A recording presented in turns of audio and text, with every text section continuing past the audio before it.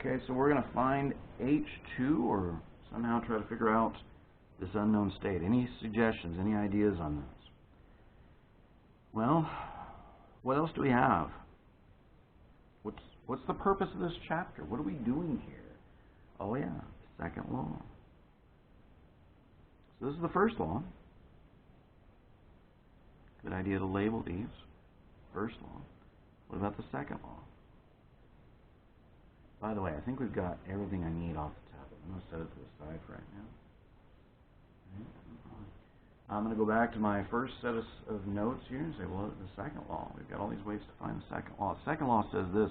I'm going to put this one down because I'm working this per unit mass. So I'm going to write the second law per unit mass.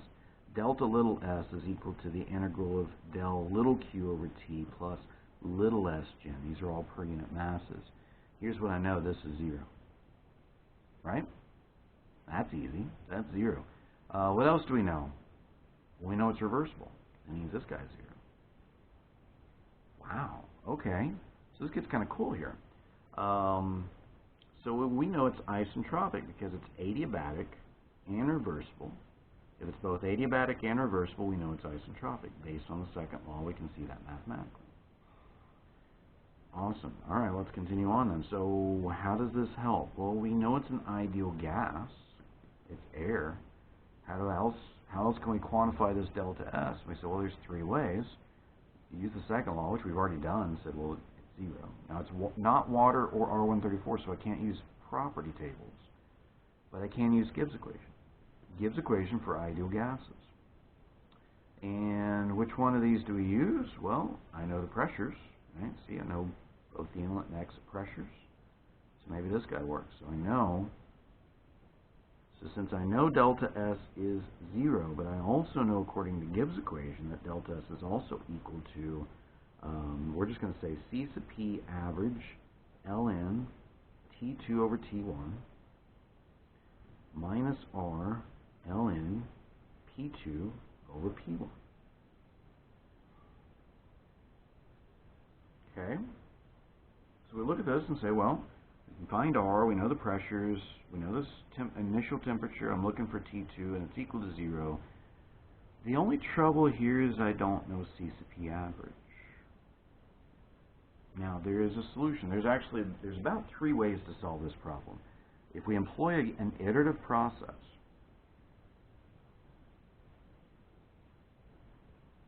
or iterative is a fancy way of saying guess and check. We're going to iterate. It means to guess and check. So if we employ an iterative, or this is iterative or guess and check method, I always like to draw a roadmap because inevitably you'll get lost. So here's the idea. To get C sub P average, I need T average. To get T average, I need T1 and T2, right? So if I guess T2, and using that with T1 is going to give me T average. T average will give me a C sub P average. And then using C sub P average, then I can find T2. And using T2, I can go back, and this now is a better guess at T2. I can plug back in here and repeat until I start getting the same T2 over and over again. And which sounds absolutely madness. Steve, are you crazy? What? Yeah, it's actually pretty simple once you get through it. It takes a little practice. This happens very rapidly, okay? And we'll talk about why as we get there. Now, before we employ this, let us, page number 4? Yeah, page number 4 for this lecture. Okay, now before I get into that, let me actually try to execute this. Let's do some algebra here on this guy, okay? So here's what we're going to do. We're going to say, well, if I know that, if I know 0 is equal to this minus that, that means these two are equal. We're going to say C sub P average ln T2 over T1 is equal to R ln P2 over P1, okay? And I'm going to put T2 in terms of C sub P average. So here's what we're going to do. We're going to say ln T2 over T1 is equal to R over C sub P average, ln P2 over P1. And there's a rule that says, there's a logarithmic rule that says, I'll put over here, there's a couple of logarithmic rules we're going to apply here. Okay, one is this, that if I've got x times the natural log of y, then this is equal to the natural log of y to the power x. So if I employ that here, that means that this is the natural log of P2 over P1 to the power of, and so within the natural log, to the power of this R over C sub P average. Okay, and then I'm going to employ another logarithmic rule here that says that if I take e to the natural log of x, that's just equal to x. And so we go look these up in Wikipedia or somewhere, or Khan Academy, some trusted source, and say, how do we solve this thing? Well, that tells us then that T2 over T1, so if I take e to this, right, e to the natural log of T2 over T1 is just T2 over T1 is equal to, and then there is some simplification we could do here. I'm just going to leave it like this. I'm going to say this is e to the, actually, I don't even have to employ this now to look at it and think about it. I mean, we could. I'm just going to leave it like this. I'm going to leave it really ugly. I'm going to say e to the power of R over C sub P average ln P2 over P1. And you do your algebra however you want to do your algebra. Not going to bother me at all. But I'm going to do it like this. And so this is going to become then T2 is equal to T1 times this e to the power of all this stuff, R over C sub P average ln P2 over P1. So that whole exponent, e to this whole exponent times T1, that'll give me T2. Steve, what in the world are we doing?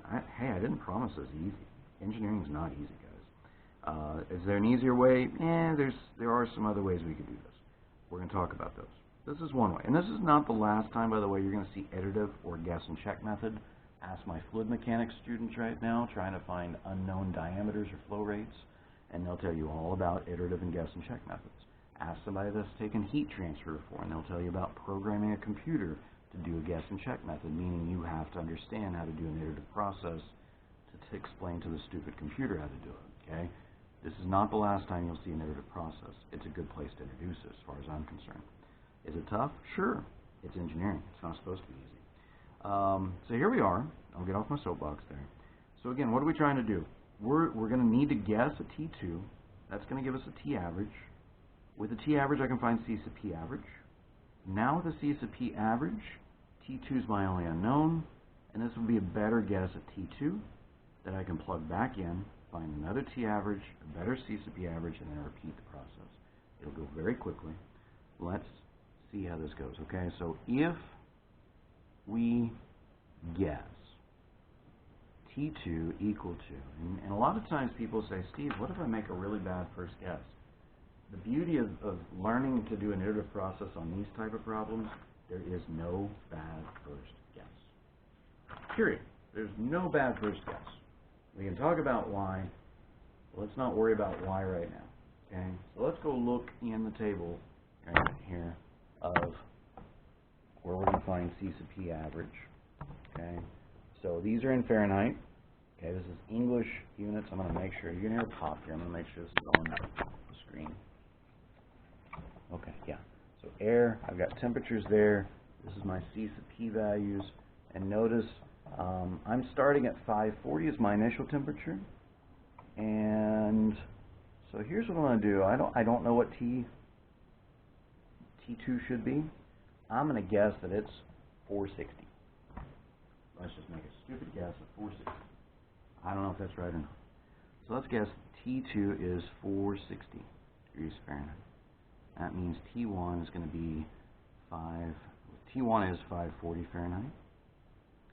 And this is going to tell us that T average is equal to, again, what are we doing? Well, here's the roadmap. We're going to guess T2, that gives us a T average. T average here of 500 degrees Fahrenheit. Why did I guess 460? Well, because it put my average temperature right on a row, and I know I've got a C sub P value for 500 degrees Fahrenheit. I just looked at it. I should have remembered it, and I wouldn't have to look it up again. Right? So C sub P average for 500 Fahrenheit is 0.248 BTUs per pound mass Rankine. 0.248 BTUs per pound mass Rankine. 248 BTU per pound mass Rankine. Right? And we also need R in English units. Right? Specifically, we need R in BTUs per pound mass Rankine because it needs to, notice up here, R over C sub P, I need R in these exact same units.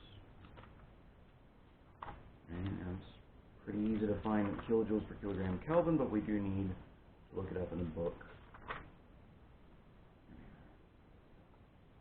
It's the gas constant. 0.6, air is that top row there, 0.06855. 0.06855. Also, R is equal to 0.06855. Also, BTUs per pound mass Rankine. Okay. Kind of stressful. So a better guess now for T2. Right? So again, what have we done? Well, we've got C sub P now. We're going to use that to get T2 based on this equation. T2 is equal to T1 is, it's not 540. This is 1,000 Rankines. 540 plus 460 gets us to Rankine. This is Fahrenheit. We need Rankines. So 1,000 Rankines times e to the power of stuff, and that stuff is R over C sub P, so R is 0.06855. This is BTUs per pound mass Rankine, this is BTUs per pound mass Rankine, so I'm not going to write the units. Most of the time I do, you guys know that. Here I can clearly see they're going to cancel out, so I'm not going to write them. So that's R, 0.06855 divided by C sub P. Our best guess at C sub P is 0.248. Times the natural log then of this ratio, P2 over P1. We go back to our givens. P2 is 12 and P1 is 60. Those are both pounds per square inch absolute.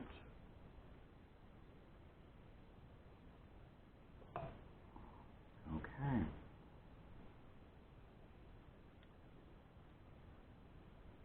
Calculator.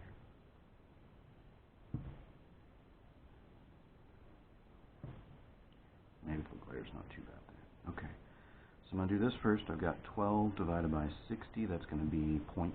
I'll try to remember that. 0.2 times the, so I'm going to take the natural log of that. I'm going to multiply that by 0.06855.